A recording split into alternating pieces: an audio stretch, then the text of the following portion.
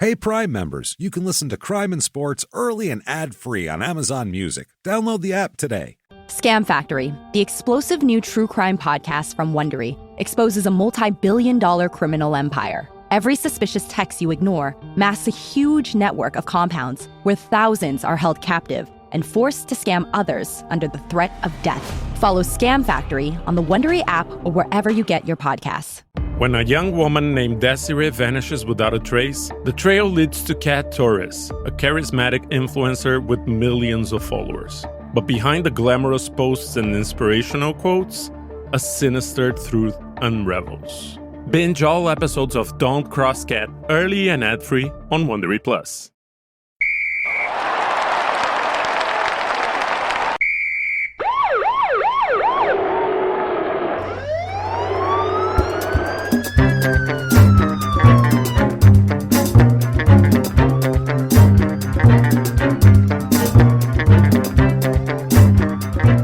Hello, everybody, and welcome to Crime and Sports. Yay! Oh, yay indeed, Jimmy. Yay indeed. My name is James Pietragallo. I'm here with my co-host. I'm Jimmie Whisman. And the reason why we're so excited today is because it is the 2025, well, for the 2024 year of the Scummy Awards this year. Oh, the pageantry is back, everybody. Here we are. It's a black tie affair. Jimmy, I don't know. I'm not sure why you went with the cummerbund with your tuxedo. You look you look a little bit like a 1970s waiter at this point in time. A cummerbund and a tie. No, it's not. It's just this tuxedo, and you look like a prom rental right now. You really should. I don't know why you haven't purchased a tuxedo for this yearly event. I will rent every time. This yearly event. You've already spent more than you would have on a tuxedo. Look at Men's this. Warehouse, James. They guarantee that you'll like it. Yeah, and then you don't because it's Men's Warehouse. So here we are for the 2025 Scummy Awards. Before we get started, real quick, head over to shutupandgivememurder.com. Get all your merchandise. Get all your tickets for live shows and virtual live shows as well. Small Town Murder virtual live show for 420 will take place on April the 19th. It's a Saturday night. It's available for 2 weeks after that to purchase, or if you've already purchased it, you can watch it 100 times, do whatever you want with it, but it's going to be just like a regular live show, except you are going to be in your living room anywhere on this planet that has internet. You can get this, and Wi-Fi is the key. Come hang out with us. We're going to wear costumes. We're going to have the screen and the pictures and the story, and of course, I'm going to force Jimmie to smoke a lot of weed out of contraptions that will terrify him. So it's going to be a lot of fun, and I'm real excited for it. So check that out, and also all the other Small Town Murder live shows, especially Chicago in May at the Riviera. Get your tickets right now. Shutupandgivememurder.com, as well as Patreon. You want Patreon, patreon.com/crimeinsports, like the name of the show. That will get you all the wonders of the world unlocked for you. Anybody $5 a month or above, you're going to get hundreds of episodes immediately upon subscription of stuff you've never heard before. Good bonus stuff. Then there's you get 2 new episodes every other week as well. One Crime and Sports, one Small Town Murder. How much of that do they get, Jimmie? Every last bit. Goddamn straight. That's right. And this week, what you're going to get for Crime and Sports, we're going to talk about a few sporting scams, including one of the craziest ones I've ever heard of, the Spanish Paralympic team, where no one was actually disabled. I will give you a spoiler alert. They won the gold. So, I mean, that's not shocking there. And then for Small Town Murder, we're going to talk about American Nightmare. It's a documentary on Netflix, and the story, I've read a whole book about it, 12 hours long and everything else. And disgusting. It is the craziest story I've ever heard. You think it's a Sherry Papini situation. You think it's a fake kidnapping, but then maybe it's not, but then maybe it is, but then maybe it's not. And then it definitely, we know what the outcome is, and it's crazy. It's ugly. So we'll talk all about it and more. Patreon.com/crimeinsports. And you get a shout out at the end of the show as well. 100%. That said, here we go. We're all dressed up. The champagne is being poured right now as we speak. I got a hair system. It's a lot going on. Yeah, Jimmy's going to plug it up. We're going to get him back to back to a place of hair. Well, this comes off. It's just tape and glue. Oh, that's nice. Yeah. Well, it still looks nice, though. It feels nice. It looks nice. It looks nice. It does. It looks nice. Sticky. I think I would have went with the part on the left, but that's up to you. That's a personal choice. Yeah. I don't know. Whatever. So anyway, the Scummy Awards.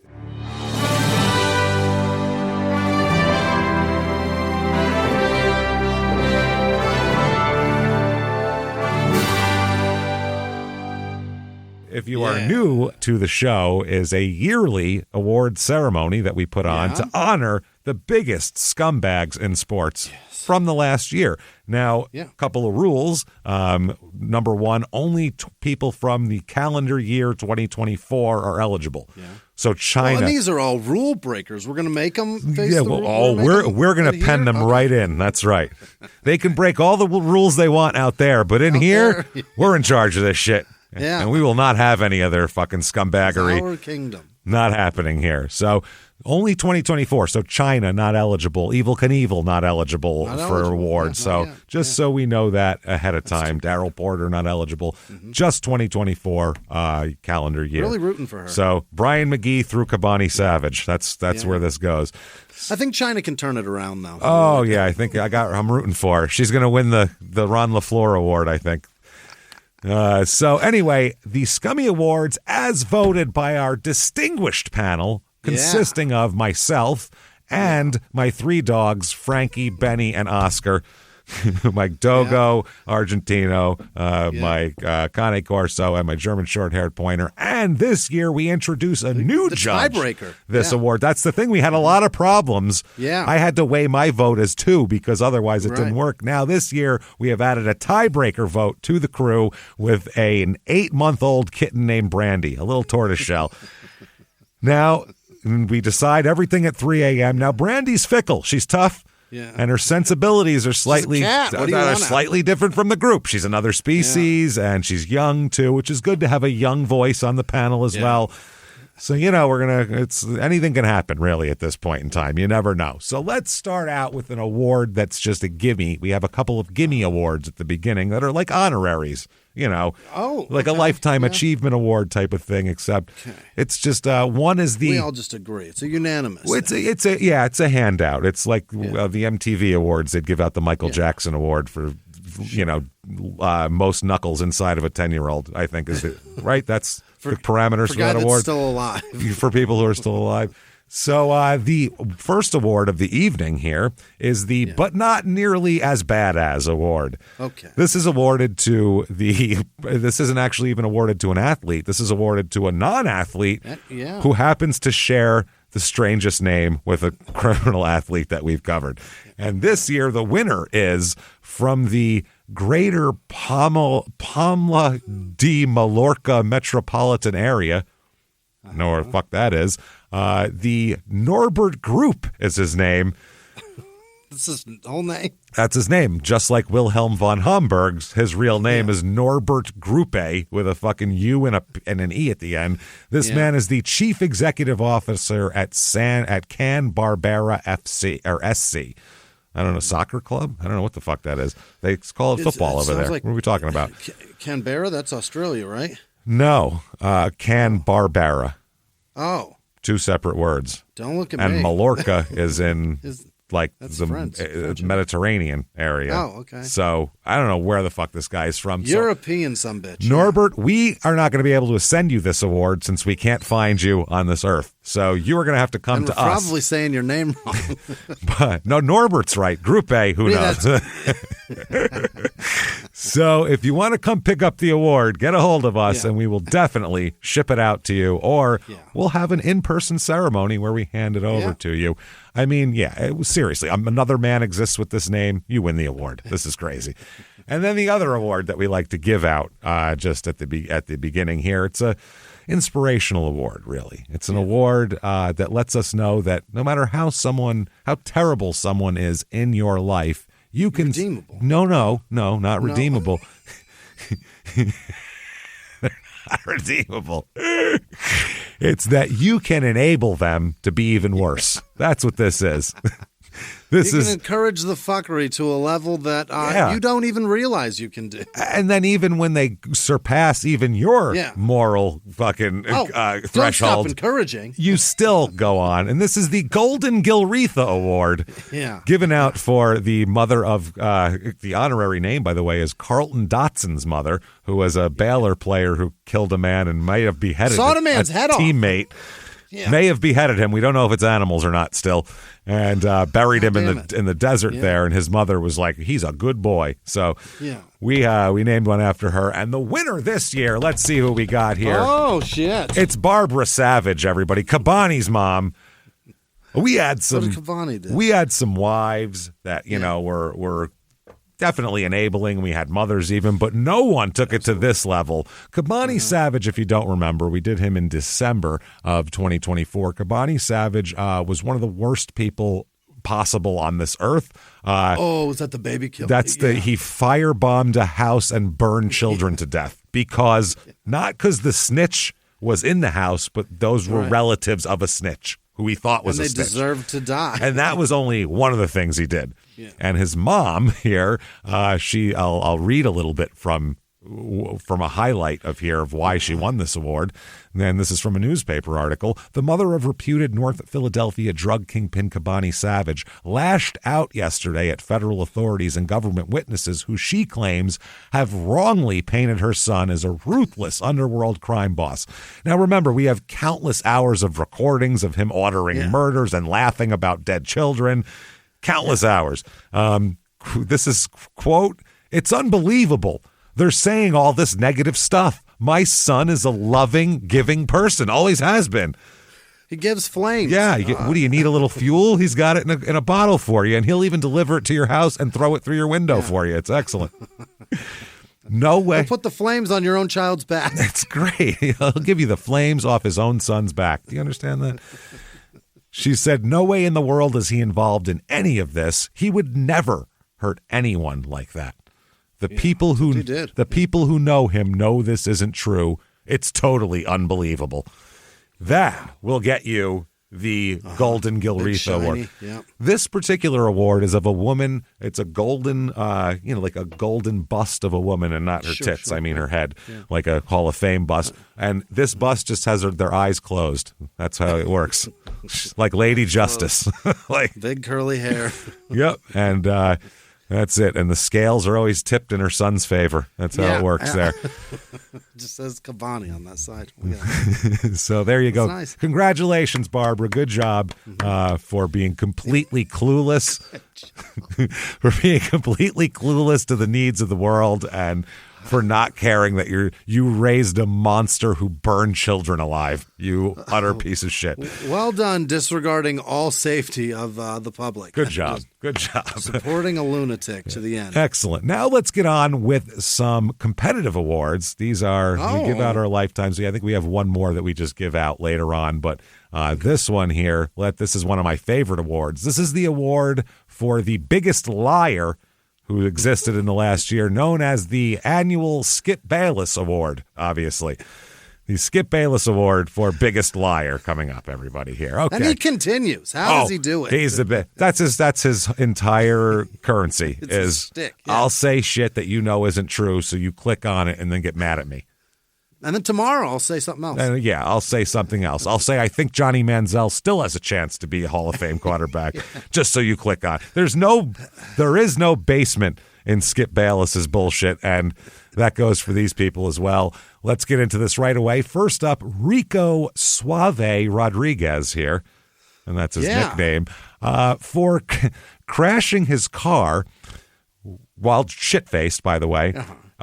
Thinking he killed his girlfriend in the passenger seat, and rather than trying to give aid or assistance or help, he instead dragged her what he thought was her corpse. What he thought was her corpse into the driver's seat to try to take the fucking blame for him. That's a pretty good lie. She's right dead there. Anyway. I mean, fuck it, right? I mean, a DUI won't hurt her, but I got a fight coming up next week. This is going to be in the news. I got work. Paul Gascoigne, Gaza, of course, for obviously repeatedly claiming sobriety and then being Gaza again. And really, the lies are too countless to even add up over 4 episodes. He's just very consistent. It's probably bullshit, I would say. Jason Williams here. Remember him? Mm-hmm. Now, Jason Williams, not only for lying about everything about the shooting, Jason Williams, if you don't remember, shot his limo driver and then told everyone else to lie about it. But not only did he lie, he convinced others that they should be as big a liars as him and had them lie to the police to save him. Did they say that he committed suicide? What was their Oh, lie? yeah, they said he had the gun and he committed suicide at first. Then they were like, well, I don't know. With it? I just heard a gunshot go off, even though they had like spatter on them and all sorts of shit. And then going out and swimming in the pool and having someone dispose of his clothing, etc., and then saying, oh, that poor guy must have been depressed. To wash off the blood, they jumped in the pool. It's amazing. Mark Walton, who, well, for a guy who had such a brief NFL career, really is honestly one of my favorite crime and sports subjects of all time.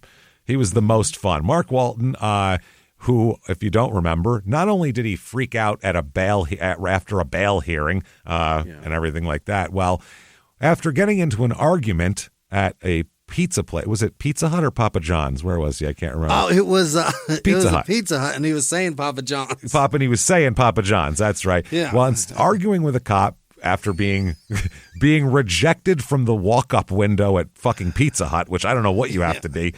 You could be actively smoking meth, and I think they still hand you out a pizza, so he must have been crazy. Walking around the corner just out of the cops' view with the cops behind them and having the cops come upon his unconscious cousin laying there with Mark over him, and then Mark said, he fell down. I didn't do that. He's unconscious on the fucking ground in 2 seconds. And then topping that, which is the craziest lie ever, topping that lie off with maybe my favorite lie of all time. I'm just trying to get his mama some food. She hungry.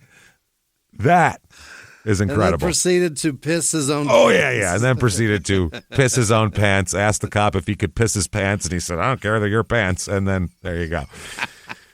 So, no judgment.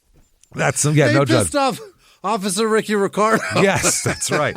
Absolutely. Officer Ricardo. Now, next up, Kabani Savage. Again, he's nominated for another one here. For denying that acting like it was ridiculous for anyone to accuse him that he gave orders to firebomb women and children and grandmas in a fucking house, even though he was recorded saying exactly that. And they played it for him and played it in court. And he was like, see, that's me not wanting them to get killed. And they're like, what are you talking about? You said flame on at the end of it. What are you saying? Come on, baby, light my fire, you said. Holy shit. I was just singing The Doors, you guys. You got to be kidding me, man. Big fan. Big fan here. Then finally, Trevon Boykin, who beat his woman up on video, and there was pictures, and then when she complained, he still called her a liar, even though she had video of him beating the shit out of her. So if you are actually Trevon Boykin, this award would be for her because she's the liar. Now, this is a tough category. Baby, you're up for an award. To give someone an award for lying with Skip Bayless's name on it, it's heavy. You know what I mean?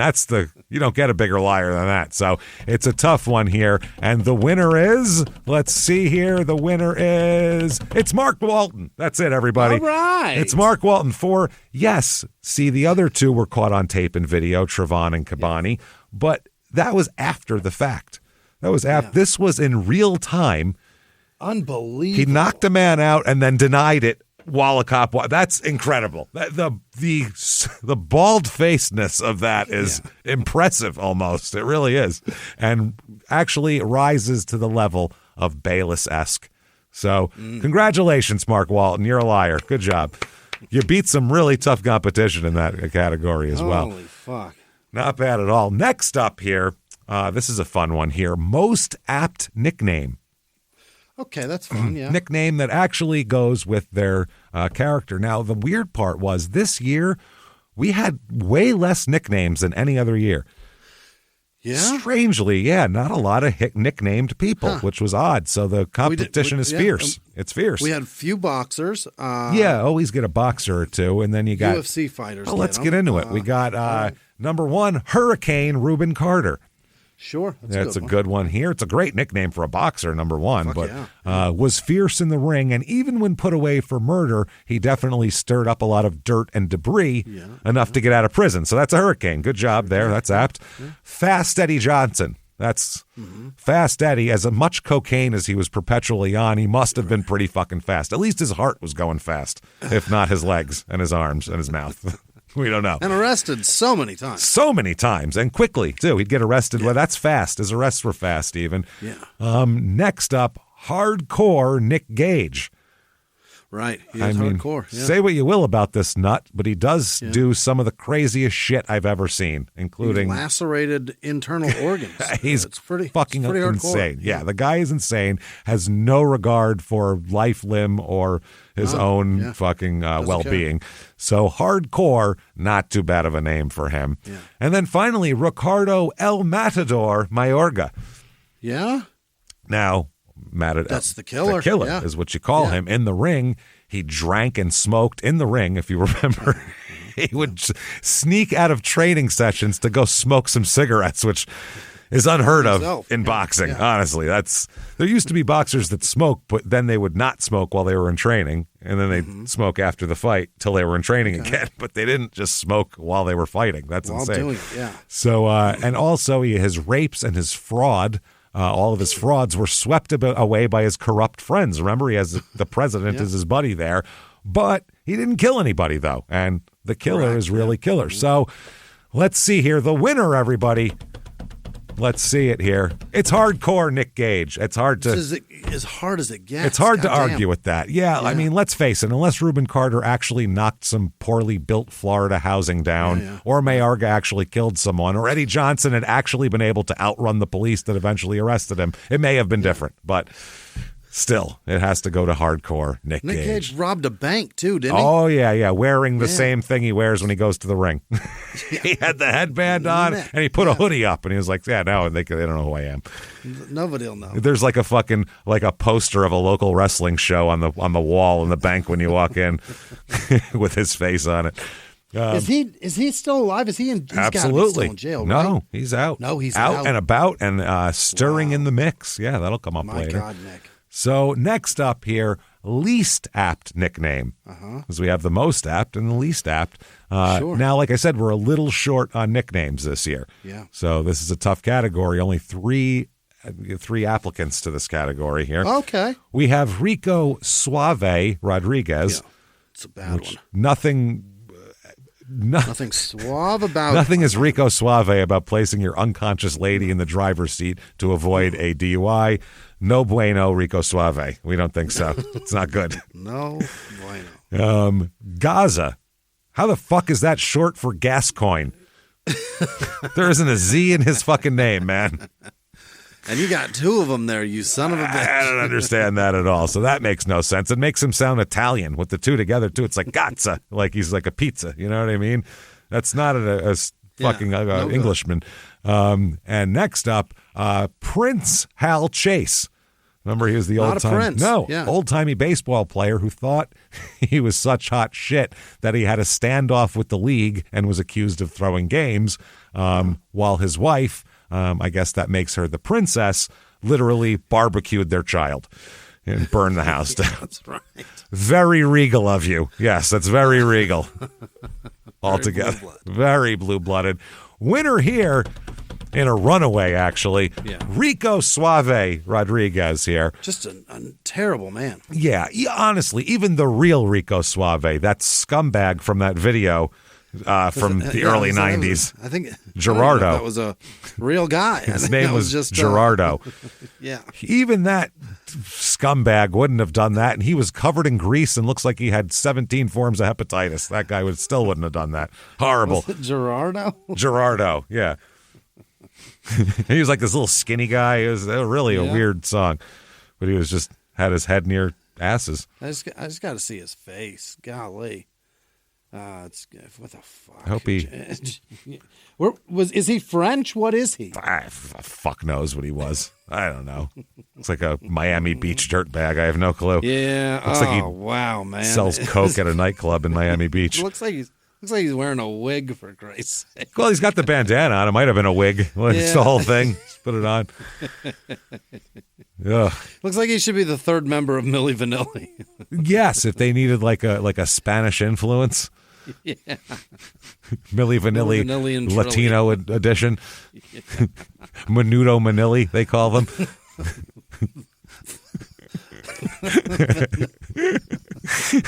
Menudo Vanilli. Milli Menudo. Jesus. There's so many Spanish words that sound similar, but the two L's make a different sound. I know, because I have them in my name. So. Depending, if I'm in Arizona, I'm Pietragallo. Like, nope, wrong one. Wrong ethnic, other side. There you go. So so Rico wins this. Now, if there was even one Z in Gaza's actual name, or if Prince Halche said, even though for whatever he did, if he had actually fallen from a royal cooch, it may have been different. But unfortunately for them, Rico, you are the winner. Good job, Rico. Champion. Way to be a complete loser there. Good job. Next up, this is a fun one, and it's really one of the most competitive categories outside of Scumbag of the Year, the Biggie. Yeah, that's a good one. Yeah. The Biggie. This is a pretty competitive category because we get a lot of terrible childhoods that make athletes, and this is the worst childhood award here. Okay. The award for worst childhood, and I will expand on a couple of these to let you in on their childhoods, because some of them you need to hear the details. Ruben Semedo, number one, soccer player. He grew up in Castell de Mira, a tough neighborhood in Lisbon's suburbs here in Portugal. Yeah. His parents were immigrants. His father was jailed when he was 5 years old, and he didn't see him again for 10 years. Right. They just took him away. His mother had to leave the house at 4 a.m. in the morning to go to work, which meant he and his sister grew up in the streets. Yep. Semedo's mother took over the family and was doing all this and got him into soccer. One of his old friends said Ruben Semedo has not had a simple life. He came from a difficult neighborhood. His father was in prison. He had a lot of bad influences in that neighborhood. When I spoke to people who knew him, they all said to me he is a good boy, but when he's with his friends from the neighborhood, he transforms into another person. A bad boy. A bad boy. Not great. So there's him. That was a rough upcoming. Ted Turner, obviously not the CNN Ted Turner, but Theodore Turner, the old-timey baseball player, who grew up in a crime family with 11 siblings. His entire family were criminals, all of them. Even the babies were criminals. Yeah. It was wild. They all turned into criminals, murderers, and prostitutes. That's literally what they were. He was in jail before he had his first pube, old Ted. So never had a chance, Ted Turner. Yeah. He was always going to be on this show. He was slated and destined for it in like 1884. He knew. Before even radio was invented, he was set for a podcast. Next up, Norbert Gruppe, also known as Wilhelm von Hamburg. Mm-hmm. His dad, Richard, old Dick Gruppe, was born in Hamburg, and he was in the First World War, and his father was a policeman who would eat 2 pounds of raw bacon at a time and was such an alcoholic that young Norbert could smell him before he came through the door. Gross. Did I mention his dad was a Nazi as well? Like not just like a real German Nazi.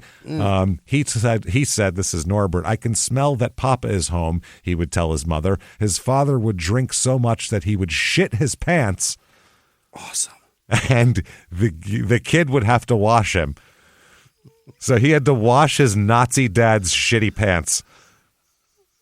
Oh, my God. So he said... Imagine your dad drinks so much, he shits his... And then you have to clean it. This happens a lot. And then this he isn't says, just today. Clean it already, you fucking lazy son of a bitch. And you're like, oh, no. Imagine this. You help your little brother land a great job abroad. But when he arrives, the job doesn't exist. Instead, he's trapped in a heavily guarded compound, forced to sit at a computer and scam innocent victims, all while armed guards stand by with shoot-to-kill orders. Scam Factory, the explosive new true crime podcast from Wondery, exposes a multi-billion-dollar criminal empire operating in plain sight. Told through one family's harrowing account of sleepless nights, desperate phone calls, and dangerous rescue attempts, Scam Factory reveals a brutal truth. The only way out is to scam their way out. Follow Scam Factory on the Wondery app or wherever you get your podcasts. You can binge all episodes of Scam Factory early and ad-free right now by joining Wondery Plus. In the early hours of December 4th, 2024, CEO Brian Thompson stepped out onto the streets of Midtown Manhattan. This assailant starts firing at him. And the suspect, he has been identified as Luigi Nicholas Mangione, became one of the most divisive figures in modern criminal history. It was meant to sow terror. He's awoken the people to a true issue. Listen to Law and Crime's Luigi exclusively on Wondery Plus. You can join Wondery Plus in the Wondery app, Spotify, or Apple Podcasts. Dad. Hurry. Wash my Nazi uniform. What did you eat for lunch, Dad? Oh, my God. Wash my Nazi pants.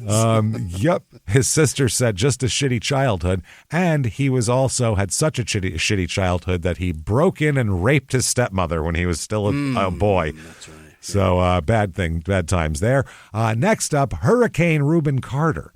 He was born the fourth of 7 children in New Jersey. His father actually owned small businesses and did pretty well. Was the deacon of a Baptist church, but that didn't help Reuben. Reuben said, the kindest thing I have to say about my childhood is that I survived it.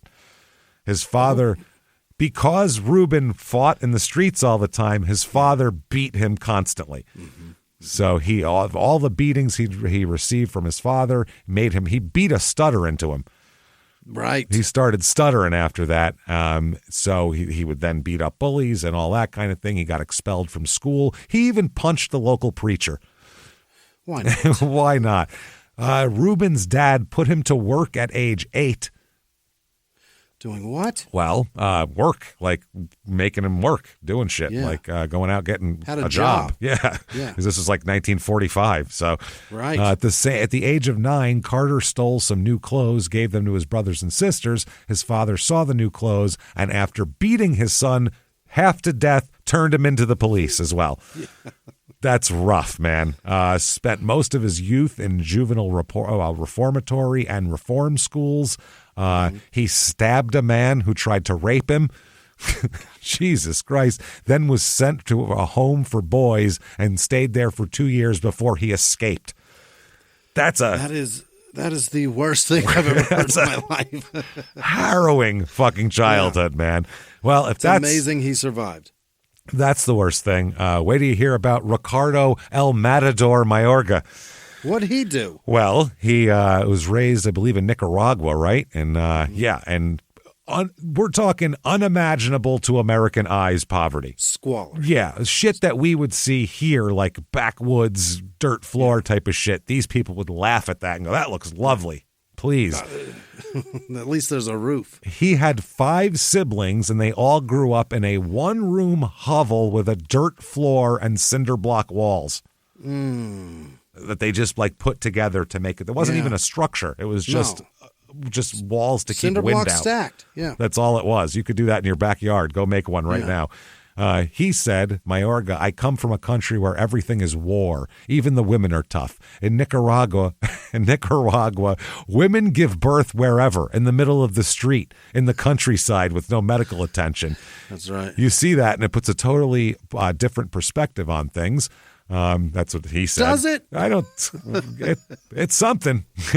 No medical attention, spitting kids out on the double yellow is pretty fucking. That's something. Somebody squeezes a baby out while you order a chai latte. That's crazy shit. You're at a red light before it turns green. This woman's cutting an umbilical cord. That's there's another shit. baby in the room. Golly. Holy Christ. His father, Eddie, worked a series of menial jobs and, according to Ricardo and everybody else, used his belt for beating the shit out of everybody. Right. Yes. Ricardo's mother and father still live in that same house, even after Ricardo had an 11-room mansion. And he said they became attached to the place where we suffered through such poverty. He also spent 6 of his teenage years in a gang. And he has tons of scars and everything else, scars on top of his head from lead pipes, and he's got knife wounds and everything else. So this is a tough one here. This is a tough category. I don't know if it is or not, to be honest, because he didn't really have a chance and a choice, because that's just what the shit is in Nicaragua. That's hard, though. That's a different kind of poverty.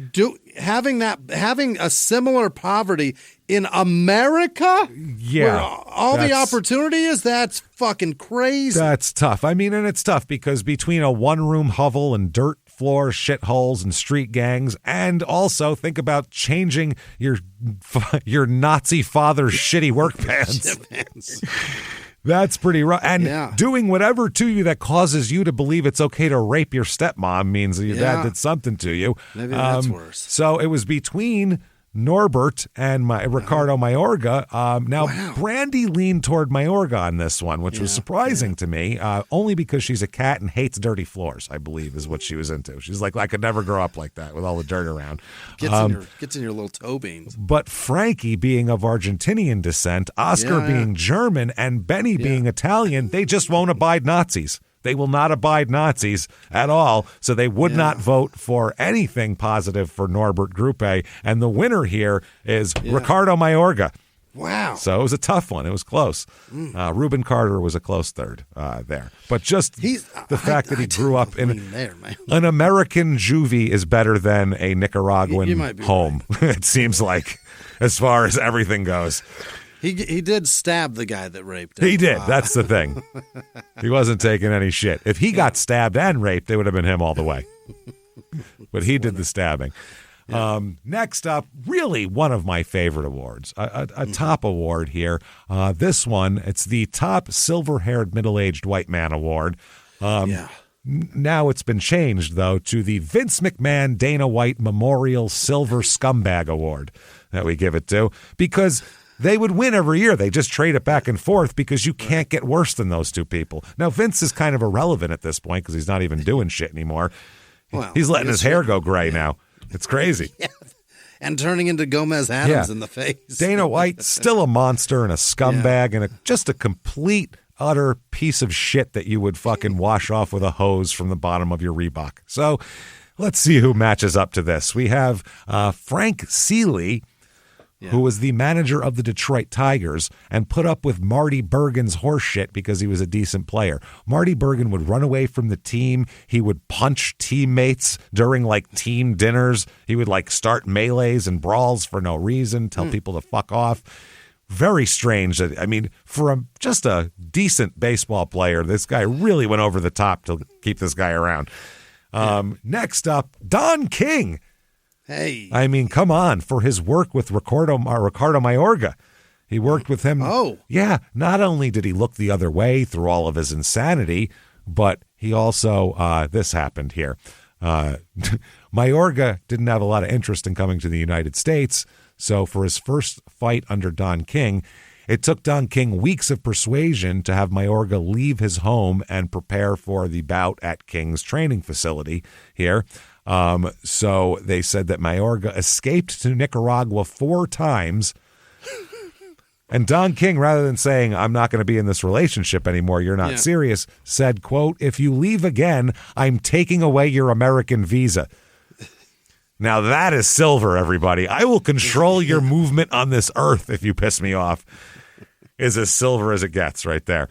Normally this award is for someone who, no matter how terrible this person's atrocities have affected a society, you will always. It's kind of like the Golden Gilretha for men you're not related to. For somebody that's not related, type of thing. Although you don't really have to be a man to win this. A woman could win this award, theoretically.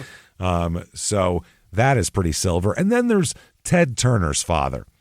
Ted Turner was in trouble since birth. He was always getting arrested, but his dad had an idea of, how to help this here. His dad, when he was arrested as a youth for, not even a youth, a teenager for just a fucking plethora of crimes. Yeah. He went to the, his dad was found in contempt of court by Judge Charles A. Wilson because he offered money to try to bribe the juvenile court to secure the release of his son. who was being held at an industrial school. That's silver, baby. How's a Jackson sound? Wow. To actually bribe a court is really, that's silver right there. Yeah. The winner of this award, though, let's see what we got here. Winner of this award, it's Don King. There was never a question. He's a monster that certainly pushes shit away. Oh, and if he keeps this up for a couple more years, he could get his name on the wall. You know what I mean? He could get his name on the cup next to Vince McMahon and Dana White. Really, like that's. No one stole the amount of money he's cheated people out of and everything else. Boy. Oh, my God. Plus, we still have to do an episode on Don King. He did murder a man. Also. Did he play a sport at all? No, he's the biggest boxing promoter that's ever existed. Yeah. That's fair. Well, sure, it's certainly fair game because he's been involved. I think he boxed it, so I don't remember. He killed a guy. Did, right? He killed a guy, and no one's synonymous with their sport as Don King is with boxing. So it's fine. We can do him. He's good. He's Jerry Jones also he could really always sneak onto that cup too. Yeah, he could get his name on the wall as well. There's no basement for what he will excuse and look over. So, all right. Let's move on to our next category here. Okay. This is a fun one, too. Most brazen excuse. This is fun. This is it's kind of like Biggest Liar, but Biggest Liar can be for anything, you know. Yeah, and this is and more of them. Yeah, exactly. It's just the biggest. This is the biggest single lie rather than a lifetime cumulative career of them. A body of work really is what the first one is. The Skip Bayless Award is for a body of work that adds up to pure scum. Consistently forgetting what facts are. Anybody could have a great rookie year, but what can you do for a 10-year period? Now let's look at your numbers. You know what I'm saying? Yeah, let's see where Ohtani is when he's 35 on the list before we start comparing him to Babe Ruth. That's all I'm saying. I got news for you, James. That guy's amazing. Oh, he's great.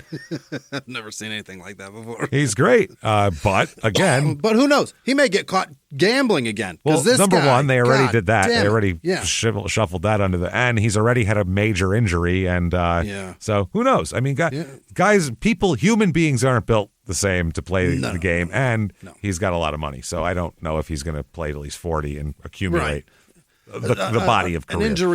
An injury that's going to be nagging for the rest of his life, he may not want two of those. That's what I'm saying. So if he gets one that really fucks with him, he may especially just walk away. With his lucrative gambling. I mean, who knows? Yeah, he's doing just great. Keep doing that. So most brazen excuse. First of all, Kabani Savage, number one. Yeah. Now, he says, obviously, and his big lie that he didn't have anything to do with the children and women being barbecued by a firebomb. But he is caught on tape saying, quote, "They should have took him and got some barbecue sauce and poured it on them sons of bitches," when referring to burn dead children and women here. Like KC Masterpiece on him. Yeah, and then said of the alleged snitch's mother, who was also burned to death in this fire, quote, "I'm glad the bitch died." Yeah. Then, I believe him. Regarding the children, not only should some barbecue sauce be put on all of everybody, he said, this is specific to the children, quote, "Fuck them. Fucking little baby, he should have died. His pop's a rat. He would have been a mouse. His mom's a rat, and the pit bull that was in there, that was a rat in pit bull's clothing." So that's him saying, I'm happy that I killed children, their mother, and a dog. That's all wonderful.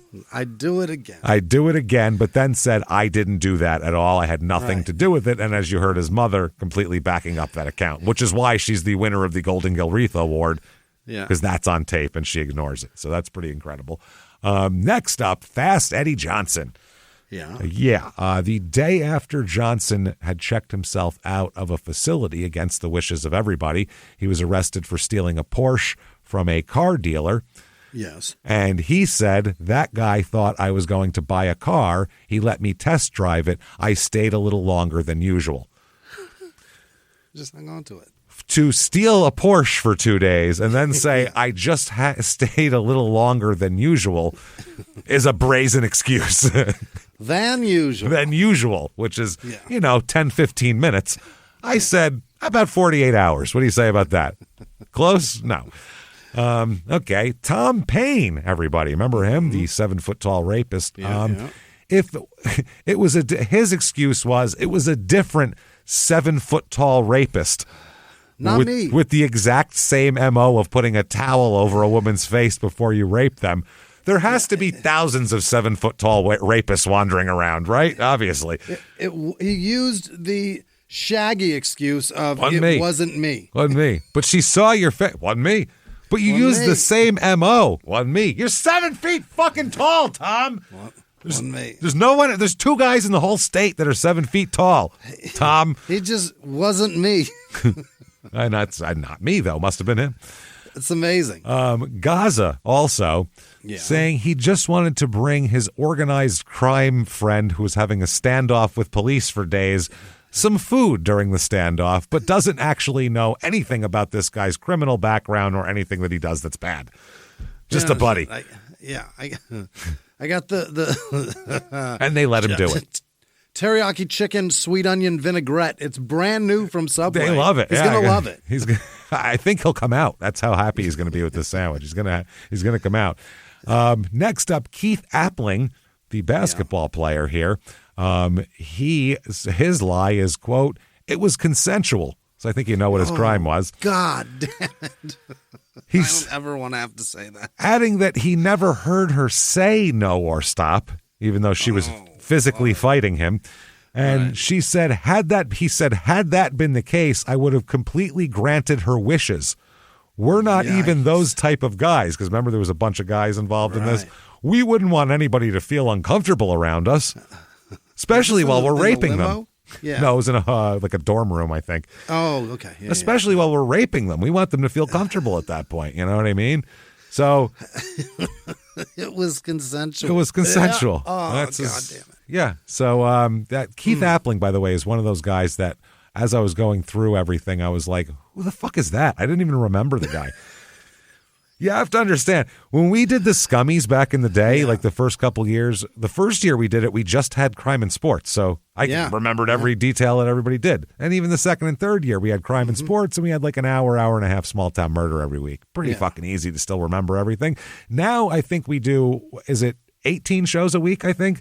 26 shows a week we do? Somewhere around 37. It's about 142 shows a month is what we cram into this. So between 2 different small town murders and your stupid opinions and fucking 4 Patreon episodes every month, I don't fucking remember anything.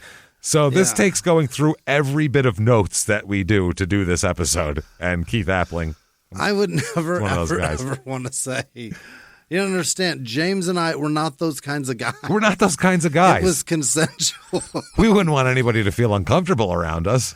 I mean, sure, we were having sex with her against her will, but I mean, she seemed comfortable. I got her a pillow and everything. Keith, that implies you gang raped a woman. Oh, yeah. You fucking asshole. But they made her comfortable, Jimmie. Jesus Christ. Yeah. That's why it's a brazen excuse. The winner of this category, let's see what it is. It's Tom Paine, everybody. Yeah. Just the dumbest man ever. When you're 7 feet tall, whatever happens around you that a witness says was done by a 7 foot tall man, it's fucking you. Not to mention if it's the same MO, not to mention if you got put in prison for years and then let out, and then it's the same thing you were doing before you got put in prison the first time. It's probably you. So, Tom, congratulations to you, sir. Yeah. Somehow he's still alive. I don't know how that happened, but I can't believe it. And they're interviewing him like he's like for Kentucky. They're doing interviews with him like he's just good old-fashioned alumni. Like they don't even mention, my God, all the raping. It doesn't even matter. Lots of it. Yep. He's just talking about Kentucky and hope they have a good season. And are you out of your fucking mind? 2 prison stretches for it, Tommy. Yeah, a lot. Next up, longest fall from grace. Yeah. Now, every episode we have a point of grace, which is they're at their pinnacle. Yeah. Nothing could be better for them, and it starts to go downhill.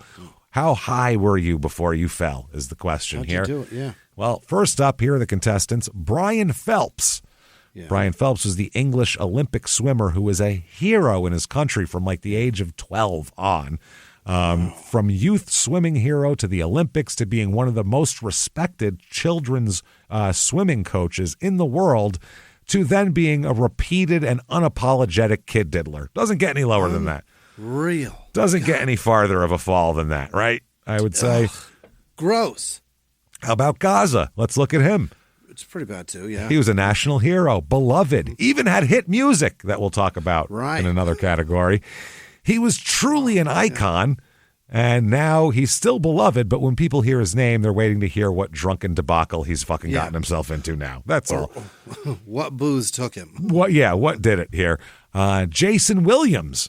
Think about this. Yeah. He was the king of New Jersey, basically. Yeah. He knew everybody. He had $100 million fucking dollars. He had 25,000 square foot house and acres and a shooting range, a compound, all of this.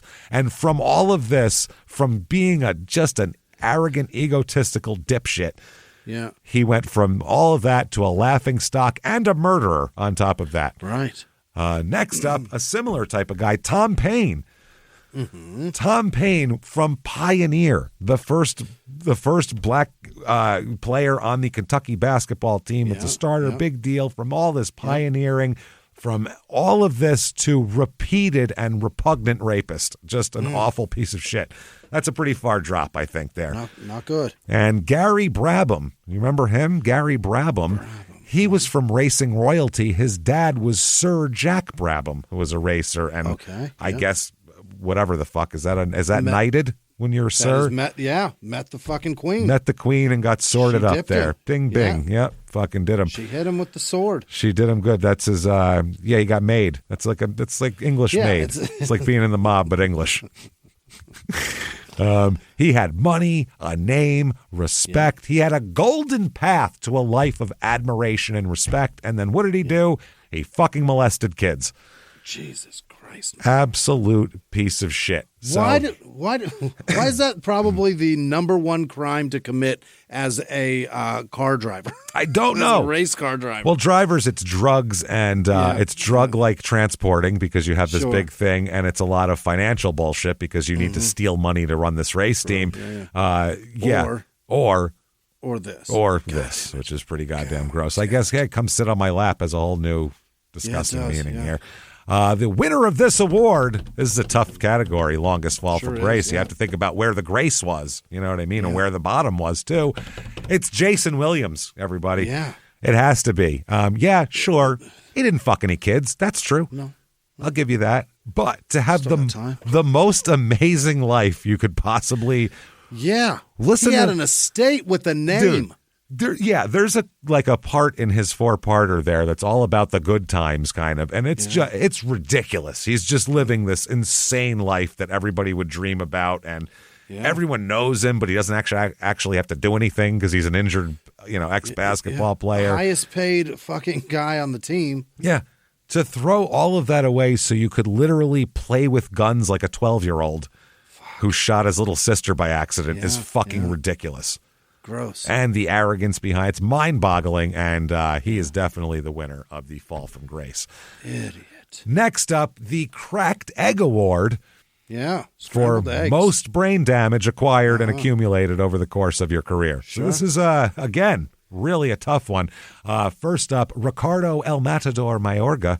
Mm-hmm. Again, all of the crazy shit he did. Remember, he was calling people like racial slurs and shit while he was smoking before fights and everything like that.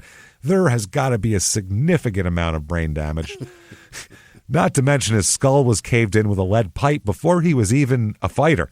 Yeah, before he even got into this, he had brain damage. Yeah. Holy shit, the amount of there. Next up, Gaza. Now, there's something there, right? Yeah, I don't know where his soccer. I don't know where his brain damage came from. I know they say that heading soccer balls is just as bad as getting punched. Yeah. It's not good for your fucking head at all, and can definitely cause brain damage. But he must have brain damage to be Gaza. He just has to be. There's no way that's normal brain functioning doing that. Right. Next up, Marty Bergen. He's an old-timey ball player who would just disappear, fight teammates, all of that. He would threaten to kill teammates for minor infractions. Teammates, like in the dugout. When he went to the doctor to figure out what was wrong with him and why he acted so fucking crazy, they told him he had, quote, tobacco heart. Which that's how long ago that was. Tobacco heart was a diagnosis. Heart disease. No, that's why he was acting crazy, because he had tobacco heart. Oh, tobacco heart in the head. In the head. But we know what it really was, brain damage. Brain damage. The old pudding brain. That's right. You bet. Next up, Stephen Pete. You remember him? No. Hockey player. Okay. He was so brain damaged from years. Remember, he was the guy that we watched all of his fights on YouTube. Right. He's a fucking, just a beast of a fighter. He had some great fights, but unfortunately, that also may make you want to burn down your own house because that's what he did here. When he did burn down his house here, Steven said, part of me was like, I want to sit and burn with the house because I knew the consequences of doing something like that and embarrassing myself like that. It wasn't my first tragedy in life, you know?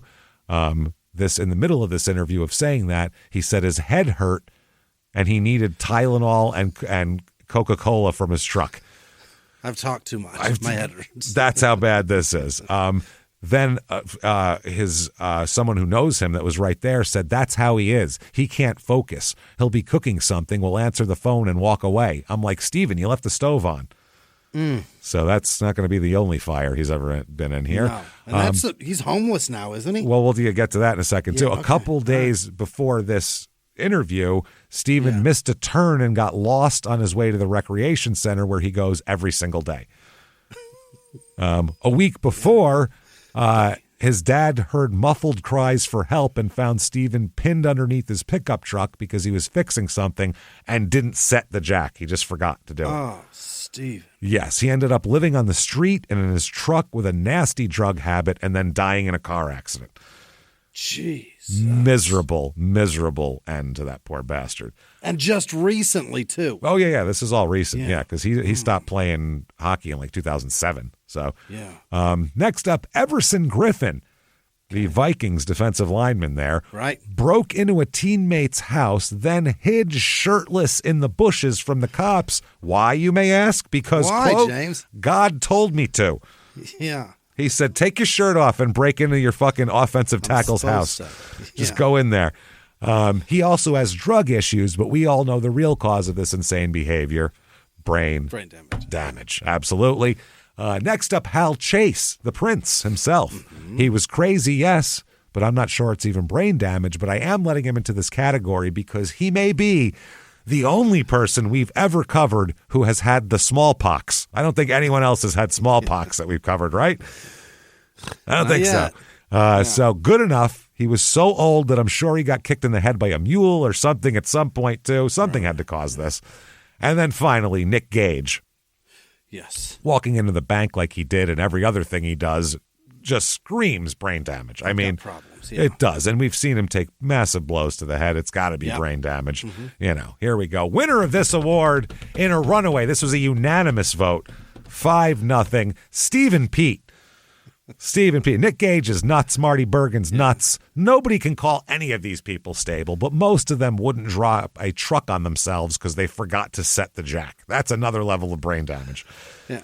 That's crazy. And the car accident was probably his fault. I'm sure it was. Yeah, he probably left turn or something. He forgot he was driving, and then he thought he was in England. He was on the wrong side of the road. There's a lot of things that could happen, you know. Next up, a new cat. This is a new award, everybody. We're adding a new one here. Yeah. This is the award for best side gig. So this is best side hustles, side hustle, after career, things of that nature. Etsy pages, shit like that. Shit like that. Number 1, Cliff Robinson. What did he do? Well, known throughout his career and got suspended and in trouble for being known as Uncle Spliffy for his weed smoking ways. Parlayed that into being the face of a weed company. Brilliant. Perfect. Turning a negative into a positive. That's what you want to do. Next up, Nicole Bass, the lady wrestler there. Really? For getting into the woman manhandling a man for sexual gratification genre of porn. Remember that one? Yeah. She was doing like talk about her stand-up. No, she was doing like movies called Stomp Your Balls 12 or some shit, like, you know. Choke you with my nylon 6. Choke you with my dick. Yeah. So you cheered her as she fought inside the ring. Now whack off to her as she stomps a man's balls on film, everybody. It's going to be great. Next up, Wilhelm von Homburg, Norbert Gruppe here. for his roles in multiple movies, including being Vigo the Carpathian in Ghostbusters 2. He's had Bill Murray ad-lib shit-talking to his painting. Who else can say that? Has Bill Murray ever ad-lib shit-talking to a painting of either of us? Fuck no. I don't think he roasted me. No. And all he had to do was exist to be pointed to and painted, and he's immortalized. That's all he had to do. Unbelievable. That's a hell of a side gig right there. Next up, Joe Pepitone. Yeah. For unsheathing his dong for the pages of a magazine. Got to get into that. Yeah. His dick posing. Fuck, I don't even think it was Playgirl. It was. Wasn't it Playgirl? No, we have the magazine. Remember, we got it. It's fucking hilarious. I thought it was a Playgirl. We took the pictures to put on social media because they're fucking funny as shit. You can't remember what it was. God damn, it's right in the next room, but it's outside of the studio room of the office. Foxy Lady. Foxy Lady. It's so many pictures of his dong, though. Yeah. I like the one where he's sitting backwards in the chair with his dong hanging.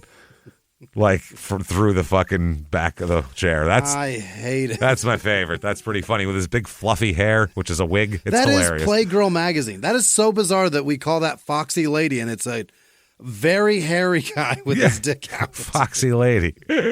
Well, Playboy is for men who are playboys and they want to look at naked women. And then finally, this is a surprise. No one would have thought he made it into this category, a surprise nomination. This is like when Marissa Tomei was nominated for Best Supporting Actress for My Cousin Vinny. It's a shock. Mark Walton. Oh. Mark Walton, best side gig for, quote, getting that guy's mama some food because she hungry. That's important work. As Mark said, she hungry. She's hungry, man. Someone needs to get her unhealthy pizza. That's the worst kind you can get. The worst pizza. In the early hours of December 4th, 2024, CEO Brian Thompson stepped out onto the streets of Midtown Manhattan. This assailant pulls out a weapon and starts firing at him. We're talking about the CEO of the biggest private health insurance corporation in the world. And the suspect, He has been identified as Luigi Nicholas Mangione. became one of the most divisive figures in modern criminal history. I was targeted, premeditated, and meant to sow terror. I'm Jesse Weber, host of Luigi, produced by Law and Crime and Twist. This is more than a true crime investigation. We explore a uniquely American moment that could change the country forever. He's awoken the people to a true issue. Finally, maybe this would lead rich and powerful people to acknowledge the barbaric nature of our healthcare system. Listen to Law and Crime's Luigi exclusively on Wondery Plus. You can join Wondery Plus in the Wondery app, Spotify, or Apple Podcasts. What if everything we thought we knew about justice was wrong? In This Is Actually Happening's new series, A World Beyond Revenge, we explore a radical idea that justice can be about healing, not just punishment. Through 5 powerful stories, we meet people who've experienced unimaginable harm and those who caused it, as they come together to seek something radical. Healing. From a man tortured for a crime he didn't commit to a woman who misidentified her attacker. These stories will change the way you think about justice, forgiveness, and the possibility of a better world. Follow This Is Actually Happening on the Wondery app or wherever you get your podcasts. You can listen to This Is Actually Happening ad-free right now by joining Wondery Plus. So the winner here, let's see here, Wilhelm von Homburg. Norbert Gruppe wins it. He kept all his genitalia inside of his pants while becoming a legend, a meme, and apparently a picture that's in a shitload of people's houses to this day. When we did that episode, I got so flooded with people with pictures of that in their house. Really? So many people saying like, holy shit, I've always had this guy hanging up in my entryway because of Ghostbusters 2. I never knew he was a rapist and all this shit. This kind of sucks. So many of that. In their own house. How about it? Next up, this is the a Gimme Award, but this year it's a little different.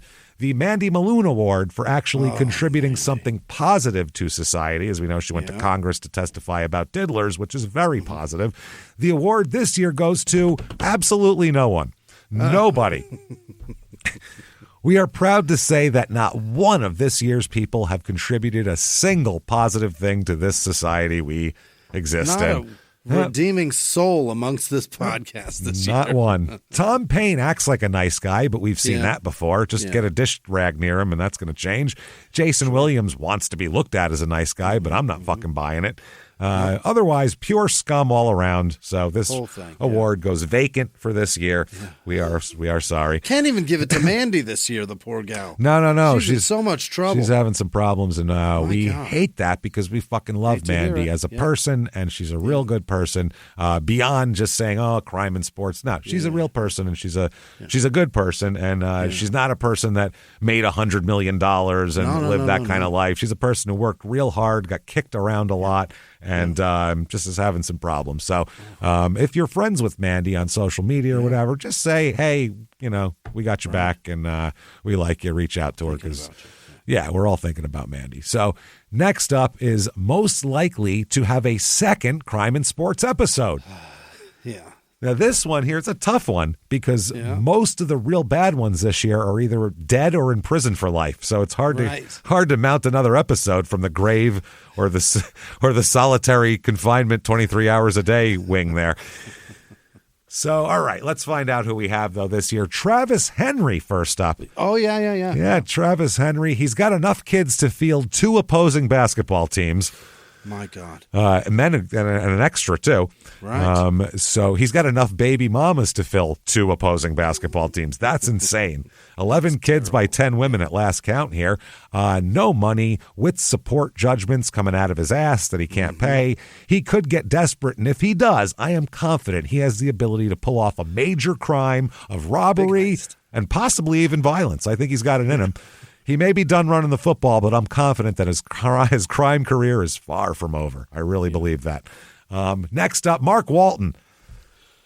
I mean, it's not done. That's going to get so bad. Oh, he's insane. He's angry. He's violent, and he's not shy about being on film. The guy is willing to piss his pants. Willing to do it. He'll punch his own cousins with cops present and lie about it. He loses his mind outside his own bond hearings. Yeah. I think he's got a lot more crime in him, and there's a big way he's reached. There's no way he's reached his peak criminality. Put it that way. He's got a big future, folks. Keep an eye on him. Enough. Late round draft pick, but we really think he can make the team and do some contributions to everything right here.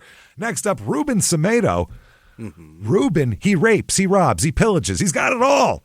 Jesus Christ. He's got it all, and he's still playing soccer. He's still being paid to play, actually. Yeah. Once the career is over and the money begins to dry up, and I feel like from then there's just no ceiling to his criminal behavior. We have a potential murderer on our hands. Sky's the limit, folks. You can do it, Ruben. Next up, Ricardo Mayorga. Somehow he's still alive, first of all. I don't know how that happened, but he's currently helping to prop up a dictator in his own country. Oh, yeah. Yeah. So, I mean, a lot of these guys rape, they may rob, they may even kill, but none of them have the potential for an actual international incident, maybe even a war crime or two. Nobody has that potential but Ricardo. Maybe a coup and take over and be leader. You never know. Yeah, if it's about fists, I think he can do it. He could do it. Or smoking, ability to smoke the most. I think he could probably win that one too. And also next up, hardcore Nick Gage. He's got brain damage, an apt nickname, and no regard for his own physical safety or well-being. And he's broke. He likes drugs and is dumb enough to rob a bank with his face out. He could end up blowing up an elementary school wearing his actual ring gear. Anything is possible for this big-time up-and-comer. I really feel like he's got a chance. Let's find out the winner here now. Mayorga's the craziest, but I'm afraid his new exalted position with his government will essentially make him above the law. He could do anything, and he's not going to get in trouble for it. Now, Nick Gage, I said potential, but I also feel like he may just recede into a drug haze. Possible, yeah. That's possible. So it came down...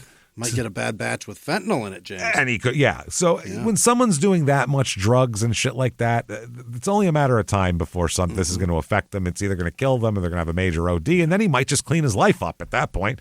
You never know. Yeah. So he could turn it all around. That's why he's not the winner here. It all came down to Semedo versus Mark Walton. Yeah. Now, this seems to be an easy win for Semedo. You would imagine with his young age, his violent history. Sure. But in an upset, Mark Walton is the winner. His potential for crazy is really unmatched. That's the thing. He's a wild card. He's a Charlie Day. He's a Charlie Day, and he's like a wide receiver who runs like a 4.2 40, but has some questionable behavioral background. He's like when Randy Moss was coming out of college. You know what I mean? Also like a number 3 receiver where you don't even see him coming. That was Randy in his first season. Yeah. That's what I'm saying. So, yeah, he's a weapon. You never know. Teams are going to pass up on him because they don't know about him, but you just know the pure talent for crazy can make him a Hall of Famer. It really can. Absolutely. He could be the next, Randy Moss, Des Bryant type. You know what I mean? Pretty bad guy. Pretty bad fucking guy. Next up, and I like this one a lot too, person you'd least want to date your daughter. Right. That's a good one here. No murder included, by the way, in this. No. Otherwise, it would just be all the murder. This is all sexual assault all the time. Sometimes. You never know. Yeah. First up, Trevon Boykin. Yeah. A true domestic violence all-star, this guy is. He really is. Yeah. I mean, a day after his girlfriend accused him of choking and beating her in Texas here, Boykin, I guess, broke her jaw during an altercation. They said that the girlfriend, who said she's been in a relationship with Boykin since high school, says she was home when they began to argue over a text message he wanted to see on her phone. She refused to unlock the phone. Quote, so he goes into a choke. I remember him choking me, and I'm trying to calm him down, and I just couldn't, and I blacked out. I just couldn't calm him down at all. It's a bad guy. She said the pressure was just hard. The pressure got hard to where I just remember just collapsing completely, and I woke up in a puddle of blood on the kitchen floor. My whole right side was full of blood and on the kitchen floor. You almost died. Yeah, he eventually dragged her to a bathtub, stripped her naked, and tried to clean her. Did he think she was dead? That's exactly what I was going to say. He thought she was dead. He was like, well, I better get rid of this corpse now. I feel like that's what he was doing. Well, cleanup time. Hours later, Boykin drove her to the hospital, but when hospital staff separated them and began asking questions, she said Boykin fled the hospital and never returned. I'm not coming back either. She had a broken jaw on both sides of her jaw, right and left. Whoa. Yeah, that is fucking wild. That's crazy. Also, Rico Suave Rodriguez. Yeah. He's not the guy you want coming to the door with a corsage, I don't think. This guy, he'll drink, take your daughter out for a cruise, then crash and try to frame her limp, lifeless corpse for a crime. Isn't that nice? That corsage right there on her wrist. A true gentleman of the highest order. Yeah. And they say chivalry is dead. No, chivalry is not dead. It's just shit-faced and trying to pin a crime on your dead daughter. That's all it is. Well, I mean, he did open 2 doors for her. The and driver. The house on the way out and the car door to get in. And they dragged her from the seat. Roshan Jones, an MMA fighter who constantly beat the living shit out of his girlfriends, including his pregnant girlfriend, repeatedly beating her.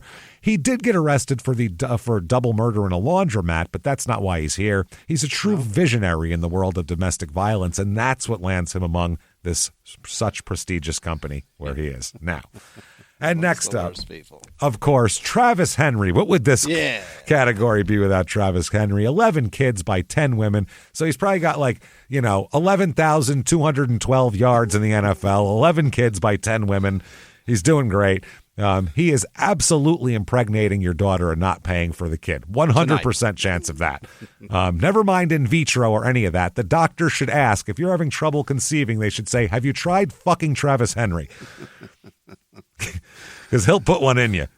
Have you taken a handful of this man's load? Because it will do the trick. There's women with hysterectomies that are like, how did I get pregnant? I have none of the... Where is this kid even going? I don't even know what's happening.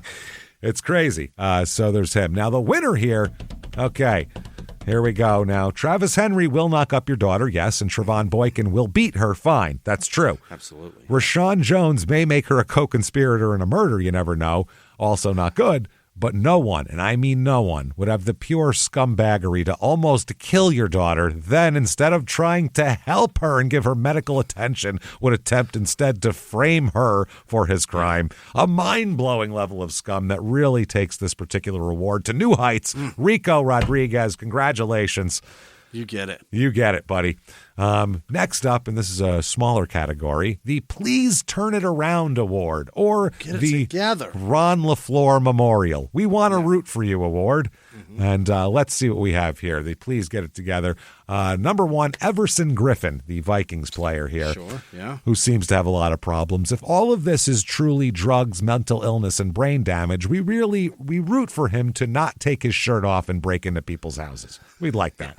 And he seems like a decent guy minus his mental episodes. He seems okay. Yeah, it doesn't seem like that's necessarily really him. He wasn't hiding in the bushes to jump out and rape anybody, which is a positive. So we hope that Everson can do it. Second up, Tom Paine. Now, before you jump in and say, why do you want to root for him? See, I know it's coming. This nomination isn't because we feel for him or want good things to happen to him. This is just to protect anyone in the future from being raped by a giant. We just don't want any giant rapists. Yeah. Anyone that finds herself within arm's reach in a dish rag. Yeah, you're in trouble, lady. Travis Henry up next. Yeah. There isn't even really hope that he turns this all around. That's a lot to ask for. It's a lot. Just hope he gets a vasectomy. That's all. We just hope he learns about the wonders of myriad birth control methods that are available to him. Specifically, the fucking vasectomy. That's a big one, thus negating the need to be jailed further for missing child support payments. Now the winner here. Okay, although we really want Travis to find the condom aisle of the grocery store, and we really don't want any more rape, this award goes to Everson Griffin. Anytime a 275-pound man with a penchant for violence can get his mental health in order, I think it's a win for all of us, right? For sure. Yeah. I think that works for me. Yeah. Next up here is the Worst Father Award. This is a very competitive category. Yeah. Because everybody has kids, and very few of these people give a shit about them. So this excludes the obvious choices, no kid fucking here. No diddlers involved. Yeah. So we could call this whole show the Bad worst Father's Day. Bad Father's Day. Yeah, absolutely. Could be rename this shit. Who happen to also play sports. Bad fathers who also can jump and run. So first up, Mark Ingram Sr., yeah, for owing a whopping over $200,000 in child support. That's truly shirking all of your responsibilities and not giving a fuck. Did he even pay $1, for Christ's sake? Wow. And also for spending much of his kid's childhood in federal prison as well, which doesn't help either. Yeah. Floyd Mayweather Sr. Oh, boy. He is a bad dad. Not only do we know he was a terrible father because he himself has produced an alumni of this very show, so just the results say terrible father. Right. That alone would qualify you for this award, but it's the quality of the parenting. He's called a hard taskmaster, often punctuating his lessons with a beating if he thought it would help get his point across. Floyd Mayweather Jr. said, "My father would beat me for anything I did, even if I hadn't done anything. I used to pray for the day I could become an adult and get away from it. I got so tired of being beat. My dad was kind of hard on me. As a child, he really didn't have a child life. I was jogging with combat boots on and chopping wood at the age of 10. It was kind of like school. Everything I did when I was younger, I got beaten for. It was so bad, the belt or the extension cord." If that wasn't enough, he also accused the fruit of his demented loins. He used him as a human shotgun shield. Do you remember that? Yeah. And he said, if you're his uncle or his mom? His mom's brother. And he said, quote, "If you're going to kill me, you're going to kill this baby too." Jesus God. And he said, "I wasn't going to put that baby down. I didn't want to die. It wasn't about putting my son in the line of fire." Yeah, you did. So that's horrifying. It's 100% putting your son. Jesus. The next one's very obvious. Travis Henry. I mean, there's no way you can. He's not paying for. He's not paying attention to. He's a terrible father. Just a bad, bad father. Not good at all here. Next up, Marty Bergen, an insane baseball player, always a terrible dad due to his flightiness and unpredictability, inability to hold down a gig, and this. I'll read from the newspaper from 1908 or whatever it was. Quote, As he passed in, a terrible sight greeted his eyes. Marty Bergen's body and that of the little girl, Florence, 6.5 years old, were lying on the kitchen floor, while in the adjoining bedroom were the bodies of Mrs. Bergen and her 3-year-old son, Joseph. Mrs. Bergen was lying on the bed with her feet hanging over the side while her hands were raised as though in supplication or trying to ward off the blow. The little boy was lying on the floor with his brains oozing from a large wound in his head. Mrs. Bergen's skull was terribly crushed, having evidently been struck by more than one blow by her infuriated husband. The appearance of the little girl also showed a number of savage blows had been rained upon the top and side of her head. Bergen's throat had been cut with a razor, and the head so severely his head was nearly severed from his body. So he killed his whole family and himself. And then slit his own throat. So the winner here, tough category, very competitive. Is it? Well, when it comes to being a terrible father, CIS alumni are really, it's a dogfight out there. It really is. Most of the time, the kids are the first to be ignored or rejected or beaten or left penniless. So it came down to two people in this category who really showed the drive and ability to really fuck their kid's life up good. First of all here, you got Floyd Mayweather. He held his son up in front of a shotgun. Right. When someone has a shotgun, you cover your kid from that. Right. You don't hold them in front of you. That's the opposite. You expose your kidneys to him. No shit, man. So Marty Bergen killed his kids. Yeah. But as much as this is an awful fate, this happened pre-penicillin, pre-polio vaccine. These kids could have died from the Spanish flu or fighting Hitler or snake bite. Anything. We don't know what kind of future they would have had. But due to Floyd Mayweather Sr.'s complete disregard for the happiness, well-being, and safety of his son, he produced another criminal athlete worthy of a CIS episode, truly giving back to the ecosystem and earning the Scummy of Worst Father of the Year. Congratulations, Floyd. You brought it. You did it. That's a tough competition. Next up's a category I don't like very much because it scares me. Most likely to find and kill me for compiling this shit about them. Yeah. Okay. Ricardo Mayorga, number one. Ricardo Mayorga. Sorry, I said that backwards. That's the dyslexic version of Ricardo Mayorga. He's alive. Guaranteeing he won't find us. Yeah, that'll work. He's alive and now suckling at the teat of a totalitarian government. So I assume if I so much cross the border into Tijuana, I'll be taken by a Nicaraguan hit squad down to that country, and I worry about it. Kabani Savage, he almost was killed by the government, but he's had his death penalty commuted, so he's alive for the foreseeable future.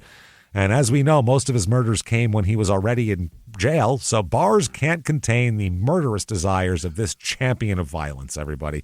No one is safe at any time, even women and children. He'd kill me without giving it a second thought. He's coming for brandy, to be honest. I'd say put barbecue sauce on that little bitch, Rico Suave Rodriguez. Now, he's not very angry, but he is drunk and an awful driver, so it's possible that he could kill me without even knowing who I am or why he's doing it. He could just be an accident. On accident. Accidental revenge is a possibility here. He could be anywhere. Next up, Everson Griffin. He's unbalanced, he's possibly on drugs, and he has an ear open to crime suggestions from any deity that may speak to him. That's dangerous. His potential for crazy knows no bounds. Everyone keep an eye out for a giant shirtless man creeping around my bushes, if you could, please. Thank you. Next up, Jared Haney, or Hain, I can't remember, the rugby guy who got accused of a bunch of rapes, and now he's getting them cleared in court, and I don't know what's going on. He's the dark horse of this category. He really is. You might be mad. Well, off the field, no, you wouldn't think he would even notice. I mean, he lives in a foreign country, all that. Off the field, most of his alleged violence is directed towards women, and the courts keep letting him slip by. This could cause him to believe he's above the law and may embolden him to seek revenge on all who have wronged him. So it's possible. Yeah.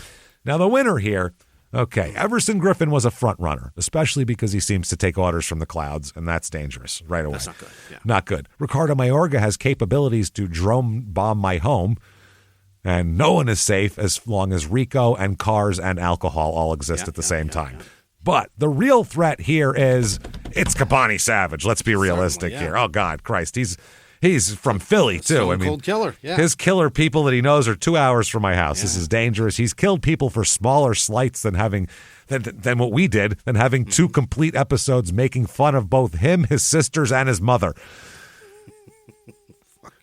Fuck your mother. I just hope that if he firebombs my house, that Everson Griffin is hiding shirtless in the bushes so I won't have to go down alone. That's all I'm saying. Okay, and then finally, the last category of the entire show. Boy. This is the big one, everybody. This is the one that everybody works their whole career for. They go to college. They get drafted. Yeah. They're not working toward a Hall of Fame bust. They're working toward Scumbag of the Year, everybody. Brought to you by Pepsi, Coke, Dr. Scholl's, and Diet Tampax moisturizers. It's the Diet Mug Root Beer Scumbag of the Year award. Taco Bell Shasta, Whataburger, In-N-Out. That is a little inside joke from a documentary we love. Yeah.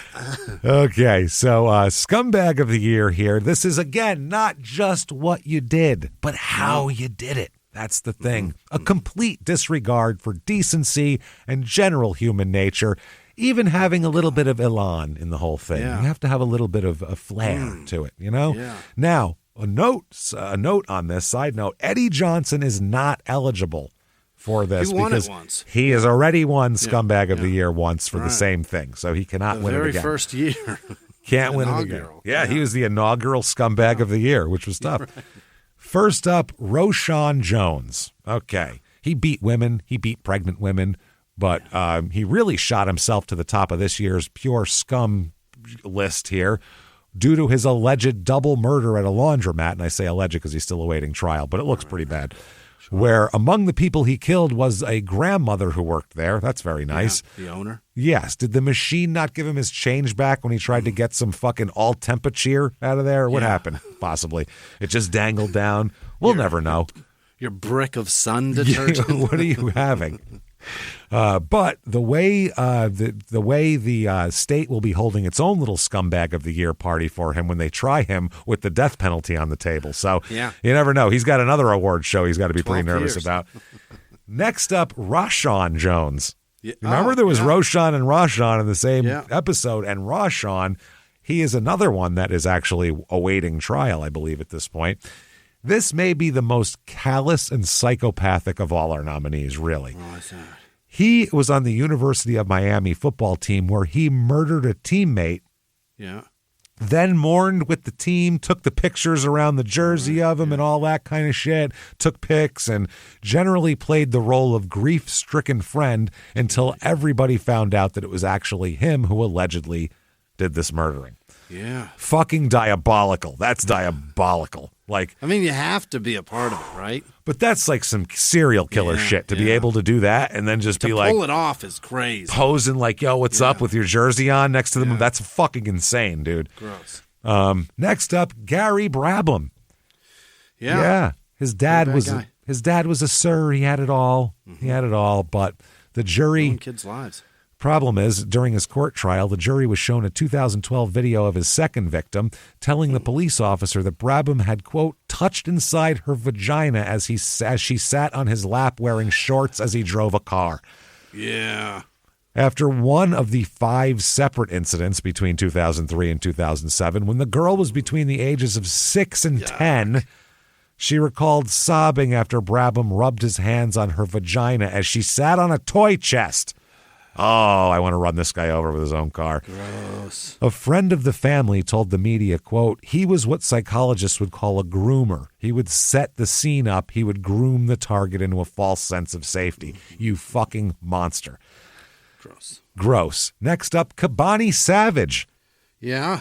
I mean, God, he's up there, man. He sells drugs in mass quantities, murders enemies and friends alike, laughed about burning small children to death, and said he just wished he could kill more.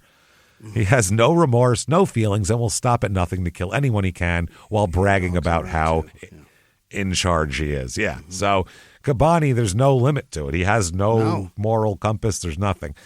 Next up, Brian McGee, our opener of the 2024 year here. Yeah. He was a wrestler, if you remember, that had some serious murdering here.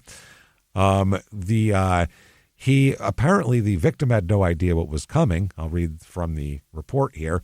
Mrs. McGahee held the phone up to Mr. McGee and said something to the effect of, here, there's someone who wants to talk to you. She was in fact talking to Mr. McGee's wife and was concerned for his safety. Mr. McGee began attacking Mrs. McGahee without saying a word. He walked up to Mrs. McGahee and he immediately attacked her with a knife. A search warrant said that McGee walked up to her apartment and appeared to punch her in the stomach. She fell to the ground screaming, and witnesses ran to call help. When the knife broke, he went back to grab another knife and continue it. Wow. When the witnesses returned, she was on the sidewalk with a knife sticking from her stomach, dead at the scene. Then, gets a little worse somehow, Here from a Facebook post, seemingly a short time after he killed her at 8:46 p.m., he changed his profile on Facebook to what looks to be an arm or perhaps an ankle with an oozing and bloody gash. Yep. Disturbing. Okay. And finally, Brian Phelps. Yeah. He was trusted with people's kids because of all his accolades. Right. He seemed safe. He wasn't lurking in a van behind a Chuck E. Cheese. No. He was an Olympian and a legend, and he molested a fuckload of kids. You're paying to have your children touched. That's crazy. Disgusting here. Now, this is a tough one. This is the toughest call scumbag of the year here. Yeah. We debated this for a multi-minute period. It took a long time, just at least 7-8 minutes on this one. Now, the problem is the two kid diddlers stole votes from each other, much like two people from the same movie being up for Best Supporting Actress. You know what I mean? They're going to cancel each other out. Yeah. Cancel each other out. That's the problem. So the nuances, the problem here also, the nuances of human language fell kind of on deaf ears. Roshan and Roshan, that was completely lost on a panel of dogs. They didn't understand the difference here. Yeah. Thus giving neither man a real fair shake at this award, honestly, here. Okay. Brian McGee had the appropriate flair to his crime. He did it in front of people, outdoors. You know what I mean? He was showing the world what he was made of. You know what I'm saying? That's something. Right. But it lacked staying power, really. It's just one incident. You know what I mean? And multi-crime stick-to-itness is needed to get this prestigious award. You really have to be a scumbag here. So let's see who we got here. It's Kabani Savage, everybody. Oh, yeah. It's the winner. Yeah. Yep. As bad guy. Yeah, as many scumbags as we've come through on this show. We've come across just hundreds of them. Mm-hmm. No one has shown the pure, raw talent to actually burn children alive. And on purpose. Suggesting barbecue sauce. Yeah, it's that, and that's part of it. That's the extra flair that gets him the award. You know what I'm saying? It's not. Yeah. He didn't go into court and cry afterwards and say he's sorry and he shouldn't have done it. He said, "Fuck them kids, fuck them." That's what he said. Yeah. So, not to mention killing lifelong friends because they might snitch, not because they did snitch, because it's maybe possible. Yeah. He's heartless. He's arrogant. He cares for no one but himself. He is simply the scumbag of the year, folks. There he is. And there you go. There is your Scummy Awards for the year, of our Lord 2024. Yeah. There it is. So hope you enjoyed the Scummies. A lot of shockers in here, obviously. A lot of upsets. I mean, we did it all this year. It's something. They're going to write about it in Vanity Fair tomorrow, I'm sure. Well, yeah, you can check all the articles. You really want to see what people were wearing, too. I mean, a lot of these guys were wearing stripes, so that's going to clash and compete with each other. Some in orange. Some in orange. Blue, some in white. We'll see, you know what I mean? Yeah. Yeah, what's Brandy going to wear? That's the question. Yeah. What's she going to wear? What's she going to put on? Is it a dress? What's she got laid out for us? So I'm excited for that. Just a skirt. So anyway, there you go, everybody. That's the Scummy Awards. If you love the show and if you love it to continue forever, tell the world about it. Get on whatever app you're listening on. Give us 5 stars because it really, really does help us climb up the charts and let us know that you're out there. So thank you for doing that. Also, shutupandgivememurder.com is where you get everything. Merchandise, tickets for live shows. We are in Chicago in May. Get your tickets for that at the Riviera, and get your tickets for the virtual live show on April 19th. It's available for 2 weeks after that. Small Town Murder live, but in your living room, and watching Jimmie get force-fed copious amounts of smoke. Should be a forgettable time for me. Out of terrifying apparatus. So we'll do that. You certainly want to get Patreon. Patreon.com/crimeinsports is where you get all of your bonus materials. Anybody $5 a month or above, you get a whole shitload of episodes that you've never heard before. Bonus stuff all the way back. Hundreds of episodes. Then you get new ones every other week. One Crime in Sports, one Small Town Murder, and goddamn it, you get it all. This week, what you're going to get for Crime in Sports, we're going to talk about some sports scams, some cheating, and especially the Spanish Paralympic team where nobody was disabled.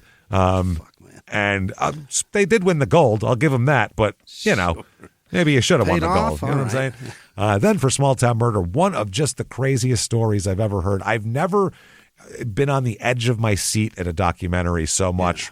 Every scene of the documentary, American Nightmare on Netflix, every scene answers a question and then asks another one that you're like, fuck, what is happening here? Is it real? Did these people fake their own kidnapping? Is it Sherry Papini? Is it Gone Girl, which they accuse her of being? Mm-hmm. It's crazy. We'll talk all about it. So Patreon. many surprises. It's so twisty, man. It's just, you would never, the most unbelievable thing is the truest thing. It's crazy. Right. That's what's so nuts. Patreon.com/crimeinsports. And you get a shout out at the end of the show, which is now, Jimmie, hit me with the names of the people who would never, ever, ever give us an award for shit because they don't like us because we've made fun of them for hours at a time. Right. Hit me with these names right fucking now. This week's executive producers are Gary Howard, Seta and Bug, Amanda Brennan, Cam and Wendy Kushwara. Happy birthday. Happy birthday. Jordan Bennett and Simon. They made it back to England. Happy travels, man. Well, good for I you think guys. They go tomorrow. They go tomorrow? They'll make it.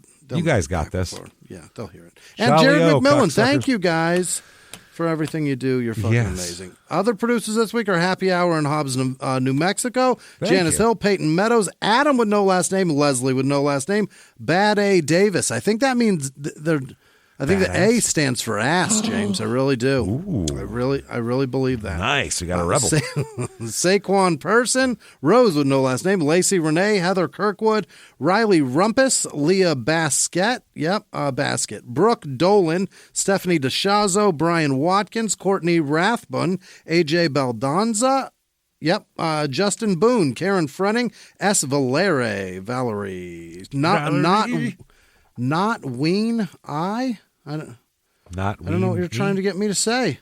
Yeah, maybe it's not Weenie. I don't know, James. Not Weenie, thank you. Notorious G-Man, I got that one. Chris with no last name. Jimmy P. Angie with no last name. Cody Pinkstock, Lori Davis, Burgundy Escobar, Valerie Ayala, Noah H., Colleen Sams, Terry with no last name. Lindsay Benedict, Caroline Moore, Hajni with no last name. Hunter with no last name. Megan Grice, maybe Grease, who knows? Maybe it's Greasy. Courtney Douglas, Elevate. Lavate, Bree with no last name, Dave Kearney, Kearney, John with no last name, Christopher, all of them, Oglesby, Christopher, that's you, Liza Rodriguez, Grover Sharp, Katie Bowers, Therabdi, oh, what is that? That's no last name, just Thero T Hero BD. I don't know what that is. Whoa. Don't look at me. Delaney Ellenberger, Shelby Roberts, Stacy Neri, Jen Murphy, Sarah with no last name, Linda Madison, Melinda Chapman, Zach Goodwin, Odie Bitch. What is that? I think Odie I don't know what you're trying to get me to say. I did my best. Wasn't Brett Odie a B. boy? Maybe Odie bitch. Zach with no last name. Brenda with no last name. Serena Emery. Anissa C. Alicia with no last name. Dana with no last name. Natalie Nagan. Crystal Canny. Sean with no last name. Amy Pritchard Sweeney. Abigail Udy. Abby Masiag. Mazar, Rose Ambrose. That can't be right, but that's fun. No one would do that to you, would Sandwich they? Melissa baby. Burke, Rosie Bookends, Susan Davis, Krista Yanko, Maribeth Gandy, Natalie with no last name, Robin Bucci Kruska, Matthew Larson, Leaves with no last name, Hannah with no last name, Tammy H, Stephen Persons, Sandra Ertman, Dustin Snyder, Squid with no last name. Squid, what'd you have for dinner, Squid? Have you seen that chick that screams at her friend and calls her Squid? And she just wants Wingstop. It's the greatest. I can't get enough of it. Yeah. Would you eat Squid? Thomas Dilg, Connor N, Big Miss Steak. Oh, got you. All right, Isael, Ishil.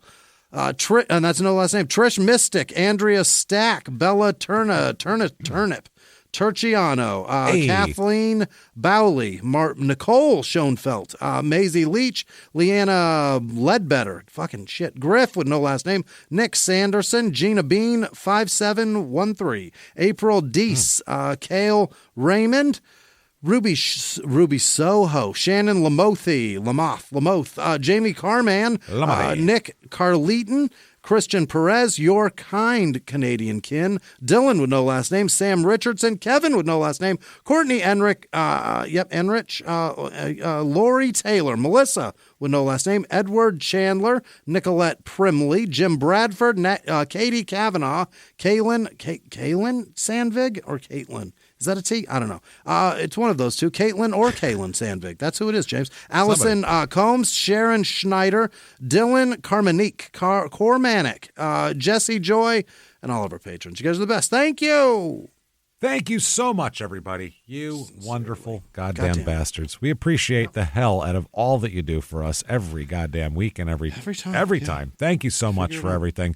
Thank you for your time, your money, and your patience. So we appreciate it. Incredible. We hope you enjoyed the Scummy Awards this year. They'll be back next year, of course. So take your notes this year. Mark down your choices for next year's Scummy Awards. Get your ballots early and get them in there. And if you want to follow us on social media, real easy to do that. ShutUpAndGiveMeMurder.com. Drop down menus right there for you. That said, thank you once more, live from the Crime and Sports Studios. We will see you next week. Bye.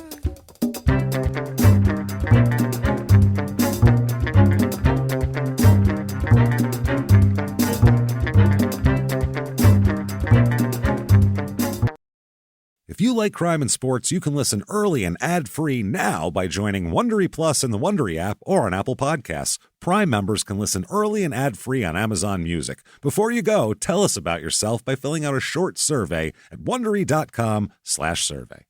Are you captivated by the dark and mysterious world of true crime? Wondery Plus offers you the ultimate true crime experience with early access to new episodes, exclusive content, and a seamless ad-free listening journey. With Wondery Plus, you'll get access to hundreds of podcasts, including more than 50 true crime series like Dr. Death, the shocking true story of a trusted surgeon who brought unimaginable pain and suffering to his patients. This was not an operation that was performed. This was attempted murder. And there's Morbid, the hit podcast that's a lighthearted nightmare. With Wondery Plus, you get access to exclusive bonus content too, allowing you to dive deeper into the cases you love, like in Suspect, where an ordinary Halloween party turned into a terrifying murder mystery that left its mark on the community. This case is one of those roller coaster rides where it's like, no, he did it for sure. No, for sure he did it. Each story is crafted to keep you enthralled, revealing the complexities and motivations behind every crime. Subscribe to Wondery Plus on the Wondery app, Apple Podcasts, or Spotify today. Unlock the door to a world of true crime like never before. With Wondery Plus, the best true crime stories are always at your fingertips.